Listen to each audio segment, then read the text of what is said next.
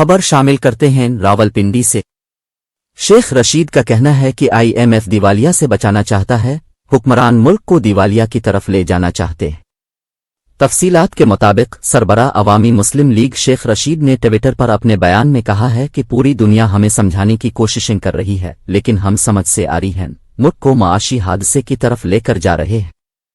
IMF دیوالیہ ہونے سے بچانا چاہتا ہے، مگر حکمران دیوالیہ کی طرف لے جانا چاہتے ہیں تاکہ ملک میں معاشی ایمرجنسی لگا سکیں۔ انہوں نے کہا کہ ڈیفالٹ گھر کے دروازے پر دستک دے رہا ہے۔ جمہوریت بہترین انتقام ہے جس کا کل عملی مظاہرہ پیپلز پارٹی نے کر دکھایا۔